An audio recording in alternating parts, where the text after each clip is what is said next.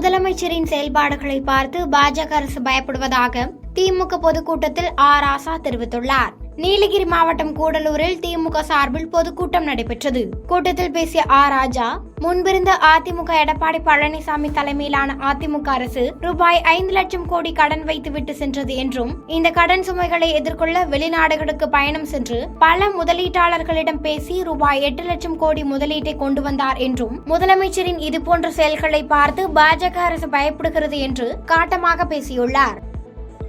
அப்படி பணியாற்றி விட்டு பொறுப்பை ஏற்கிற போது ஒரு இறுக்கமான முகத்தோடு போனார். எப்படி சமாளிக்க போகிறோம் ஒரு வருத்தம் இருக்கும், பயம் இருந்திருக்கும், பீதி இருந்திருக்கும். சரி பரவாயில்லை என்று பதவியேற்றதுக்கு கோட்டைக்கு போனார். கோட்டைக்கு போனால் 5 லட்சம் கோடி கடன். அப்பதான் அவருக்கே தெரியும், ஊதாரித்தனமாக ஆட்சியை நடத்த எடப்பாடி பழனிசாமி இந்த ஆட்சி வைத்து விட்டு போன கடன் 5 லட்சம் கோடி. ஒரு பக்கம் கொரோனா உச்சத்தில் இருக்கிறது, இன்னொரு பக்கம் 5 லட்சம் கோடி கடன். என்ன செய்யலாம் என்று வெள்ளை அறிக்கையை போட்டு தேடிக்கொண்டிருந்த நேரத்தில் பெரு வெள்ளம் சென்னை மூழ்கியது. அந்த வெள்ளத்தை எதிர்கொள்ள வேண்டிய சவால். ஆக கொரோனா, கடன், பெரு வெள்ளம், இந்த மூன்றையும் சமாளித்து கொடுத்த வாக்குறுதியை எப்படி நிறைவேற்ற போறார் என்று எல்லோரும் கவலைப்பட்டார்கள். அது தேர்தல் வாக்குறுதி. நாங்கள் சும்மா இல்லை, டிஆர் பாலுவோ நானோ கனிமொழியோ இதெல்லாம் எனக்கு தெரியாது. நாங்கள் எழுதிட்டோம், நாங்கள் ஆட்சிக்கு வந்தால் 4000 ரூபாய் கொடுத்தோம் கொரோனா நிதி. தெரியுமா எங்களுக்கு எடப்பாடி பழனிசாமி பண்ணி போனாங்க? தெரியாது. தேர்தல் நடத்தை விதிமுறைகள் அமலுக்கு வந்ததை தொடர்ந்து அமைச்சர்கள் மற்றும் எம்எல்ஏக்களின் வாகனங்களை சட்டப்பேரவையில் ஒப்படைத்து வருகின்றனர். நாடாளுமன்ற தேர்தல் தேதி அறிவிக்கப்பட்டவுடன் தேர்தல் நடத்தை விதிமுறைகளை அமலுக்கு வந்ததை தொடர்ந்து அரசு துறைகள் கடைபிடிக்க வேண்டிய தேர்தல் விதிகளை அதிகாரிகள் செயல்படுத்தி வருகின்றனர். அந்த வகையில் புதுச்சேரி சட்டமன்றத்தில் அமைச்சர்கள், சட்டமன்ற உறுப்பினர்கள், வாரிய தலைவர்கள் வழங்கப்பட்ட கார்களை ஒப்படைக்க வேண்டுமென பேரவை செயலர் அறிவுறுத்தியுள்ளார். இதனைத் தொடர்ந்து அமைச்சர்கள் மற்றும் சட்டமன்ற உறுப்பினர்கள் அரசு வழங்கிய வாகனத்தை புதுச்சேரி சட்டப்பேரவைக்கு கொண்டு வந்து ஒப்படைத்து வருகின்றனர். குடியிருப்பு பகுதியில் போதிய இடவசதி இன்று தவிக்கும் ஆதி திராவிடர் வகுப்பை சேர்ந்த குடும்பங்களுக்கு அரசு புறம்போக்கு நிலத்தில் வீட்டுமனை பட்டா வழங்க கோரி ஆட்சியர் அலுவலகத்தில் கோரிக்கை மனு அளித்தனர். கிருஷ்ணகிரி மாவட்டம் தேன்கனிக்கோட்டை வட்டம் பைரமங்கலம் ஊராட்சிக்குட்பட்ட அக்கொண்டப்பள்ளி கிராமத்தில் கடந்த 30 ஆண்டுகளுக்கு முன்பு அன்னை இந்திரா நினைவு குடியிருப்பு திட்டத்தின் கீழ் 50 ஆதி திராவிடர் இன மக்களுக்கு தொகுப்பு வீடுகள் வழங்கப்பட்டுள்ளது. காலப்போக்கில் அனைத்து வீடுகளும் பழுதடைந்த நிலையில் அரசு புறம்போக்கு நிலத்தில் வீட்டுமனை பட்டா வழங்கிட சம்பந்தப்பட்ட அதிகாரிகள் கோரிக்கை மனு அளித்துள்ளனர். இந்நிலையில் மனுக்கள் கொடுத்து இதுவரை எந்த நடவடிக்கையும் எடுக்காததால் இன்று 200க்கும் மேற்பட்டவர்கள் அக்கொண்டப்பள்ளியில் அரசுக்கு சொந்தமான அரசு புறம்போக்கு நிலத்தில் வீட்டுமனை பட்டா வழங்கிட வேண்டி மாவட்ட ஆட்சியர் அலுவலகத்தில் கோரிக்கை மனுக்களை அளித்தனர்.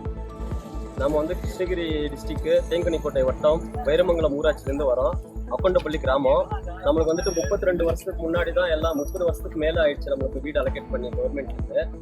அப்போ அலோகேட் பண்ணும்போது ஒரு ஃபேமிலியும் ஒருத்தர் தான் இருந்தாங்க. இன்னைக்கு ஒரு குடும்பத்திலையும் ஒரு குடும்ப அட்டையிலிருந்தும் 5 பேருக்கு மேலே இருக்கிறாங்க. நம்ம கடந்த 10 வருஷமா நம்ம கேட்டு இருக்கிறோம் வீட்டு மனை நமக்கு செப்பரேட்டாக அலோகேட் பண்ண சொல்லி.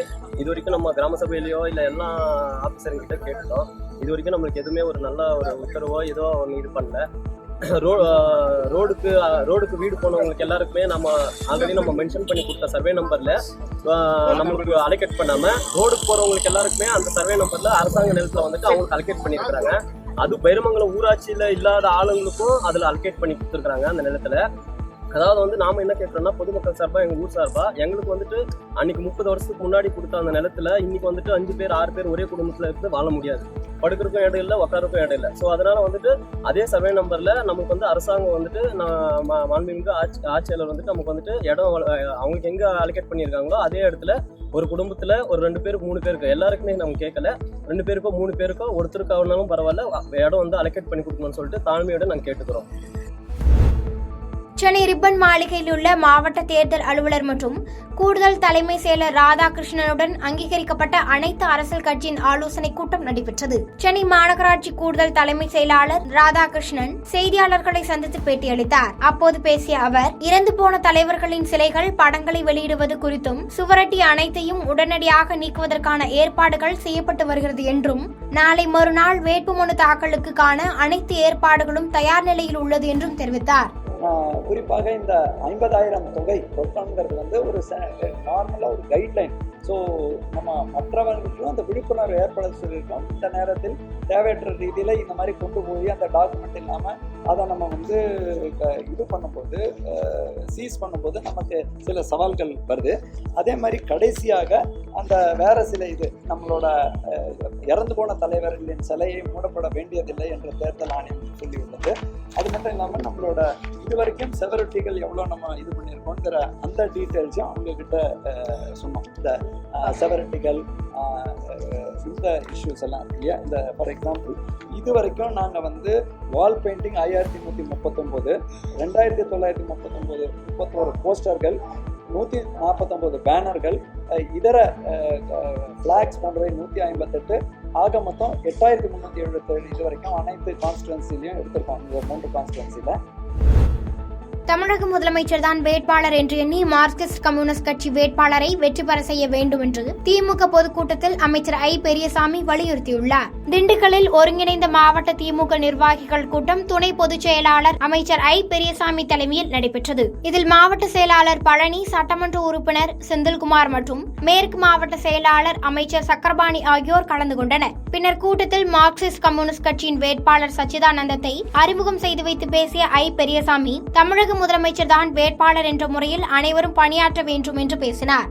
நமது கழகத்தின் துணை பொதுச் செயலாளரும் தமிழக அரசின் ஊரக வளர்ச்சித்துறை அமைச்சருமான இந்த மாவட்டத்தை திராவிட முன்னேற்ற கழகத்துடைய எக்கக்கோட்டையாக உருவாக்கி நடைபெற்ற தேர்தலெல்லாம் எல்லாத்தையும் 2009 இருந்தாலும் சரி, அதே மாதிரி 2019 இருந்தாலும் சரி, 2021 மற்ற எல்லா சட்டமன்ற நாடாளுமன்ற தேர்தல், உள்ளாட்சி தேர்தலாம் 23 பேரூராட்சியிலும் 3 நகராட்சியிலும் அதே மாதிரி மாநகராட்சியிலும் வெற்றி வாகை சூடி இந்த மாவட்டத்தை திராவிட முன்னேற்ற கழகத்தின் எக்கக்கோட்டையாக உருவாக்கி இருக்கின்ற மரியாதைக்குரிய கழகத்தின் துணை பொதுச் செயலாளர், பாதகம் செய்பவரை கண்டால் நாம் பயங்கொள்ளலாகாது பாப்பா, மோதி மிதித்து விடு பாப்பா, அவர் முகத்தில் உமிழ்ந்து விடு பாப்பா. அண்மை செய்திகளை உடனுக்குடன் தெரிந்து கொள்ள இணைந்திருங்கள் இயம்நாடு தொலைக்காட்சியுடன்.